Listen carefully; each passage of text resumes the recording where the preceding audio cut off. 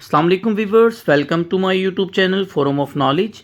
आज हम 9th class biology का जो चैप्टर नंबर 11 है, जो इस बुक का लास्ट चैप्टर है, उसके एक्सरसाइज के एमसीक्यूज जो है वो स्टार्ट करते हैं। तो आप अगर हमारे चैनल पर न्यू हैं तो हमारे चैनल को लाइक और सब्सक्राइब करें ताकि हर आने वाली वीडियो जो सी है वो आप तक बर वक्त पहुँच सके। तो बढ़ते हैं पहले एमसीक्यूज की तरफ। पहला एमसीक्यूज है, what is the primary purpose of biostatistics, कि बायोस्टैटिस्टिक्स का जो सा है वो प्राइमरी पर्पस क्या है। तो सबसे पहले हम जो सा है वो स्टैटिस्टिकल मेथड्स को हमने पढ़ा है ना, कि बायोस्टैटिस्टिकल में हम क्या इस्तेमाल करते हैं, स्टैटिस्टिकल मेथड्स को इस्तेमाल करते हैं बायोलॉजिकल साइंस में। बायोलॉजिकल प्रॉब्लम को हल करने के लिए भी हम कुछ स्टैटिस्टिकल मेथड जो है वो हल यूज़ करते हैं। तो ऑप्शन बी इसका करेक्ट आंसर है। सेकेंड एमसीक्यूज है, इन biostatistics which method is used to predict the future outcome based on current data।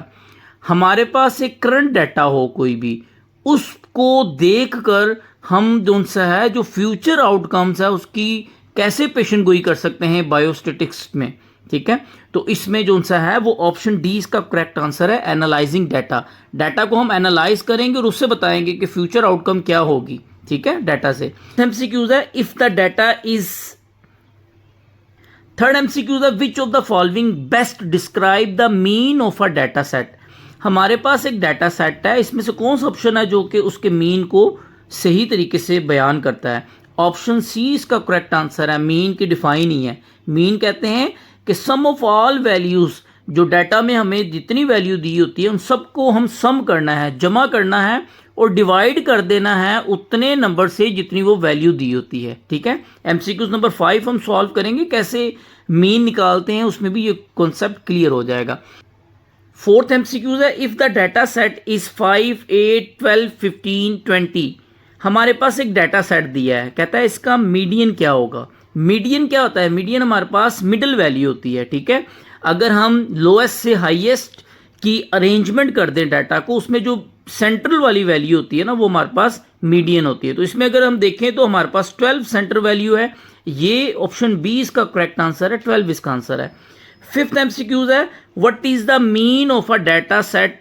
हमारे पास एक डाटा सेट दिया हुआ है, इसका हमने मीन निकालना है। तो ऊपर हमने मीन की डिफाइन की है ना, कि जो डाटा सेट में वैल्यू है उन सबको हमने सम कर देना है और डिवाइड करना है। जितनी वैल्यू दी है उतने नंबर से उसको डिवाइड करना है। यहाँ देखिए ना, हमारे पास 1, 2, 3, 4, 5 वैल्यू दी है, इनको हमने सम कर दिया और डिवाइड कर दिया 5 से। हमारे पास इसका मीन 9 आया। ऑप्शन सी इसका करेक्ट आंसर है हमारे पास। 6 एमसीक्यूज है, when the number of value in a data set is even. अगर हमारे पास एक डाटा सेट दिया है और उसमें जो वैल्यूज है वो इवन है। इवन मीन वो आपके पास 2, 4, 6, 8, 10 वैल्यूज दी हुई है। कहता हाउ इज मीडियन कैलकुलेट। हम उसका मीडियन कैसे कैलकुलेट करते हैं, इसकी एग्जांपल हम लेते हैं। हमारे पास दी हुई है एक वैल्यू 1 दी हुई है, 3 दी है, 5 दी हुई है, 6 दी हुई है, या 8 दी हुई है, 9 दी हुई है।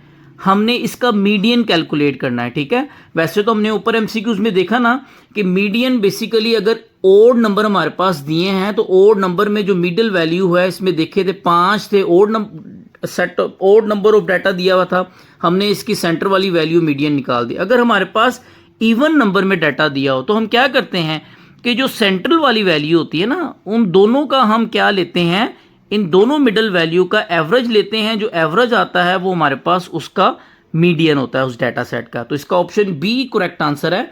By taking the average of 2 middle value, 2 middle value का एवरेज हम लेते हैं।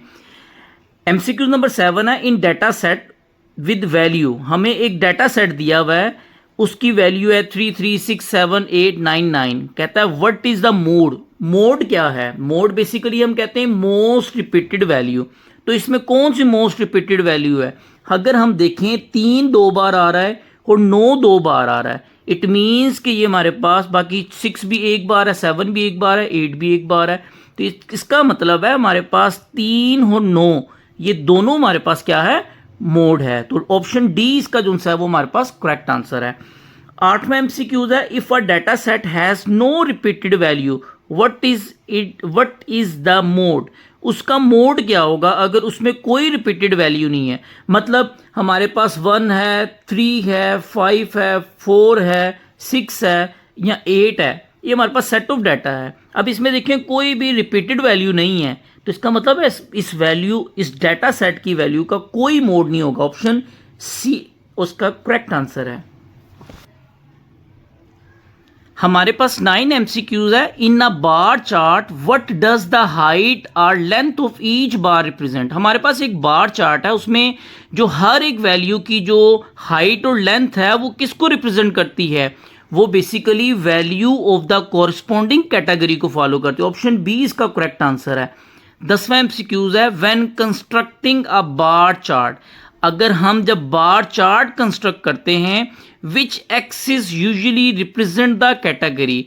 जो एक्सिस है, कौन सा एक्सिस जो सा है वो वैल्यू की कैटेगरी को जो सा है वो रिप्रेजेंट करता है। ऑप्शन बी इसका करेक्ट आंसर है कि हॉरिजॉन्टल एक्सिस, एक्स एक्सिस जो सा है हर वैल्यू की कैटेगरी को जो सा है वो रिप्रेजेंट करता है। इस तरीके से हमारे पास बार चार्ट होता है ना, ठीक है। तो इसमें जो एक्स एक्सिस पे होती है ना चीज़, वो हमें ये कैटेगरी ए है, ठीक है, ये कैटेगरी बी है, ये हमारे पास कैटेगरी सी है। तो हर वैल्यू की जो कैटेगरी है वो हमें एक्स एक्सिस बताता है, ठीक है। ये हमारे पास बार चार्ट। तो ये हमारे पास चैप्टर नंबर 11 के एक्सरसाइज के MCQ से। उम्मीद करता हूँ कि आपको जो सा है वो इस MCQs की समझ आई होगी। अगर आपका कोई क्वेश्चन हो तो आप कमेंट में ज़रूर पूछ सकते हैं। नेक्स्ट वीडियो में हम इंशाल्लाह इस चैप्टर के एक्सरसाइज के शॉर्ट क्वेश्चन जो सा है वो डिस्कस करेंगे। तब तक के लिए जो सा है अपना ख्याल रखिएगा। अल्लाह हाफिज़।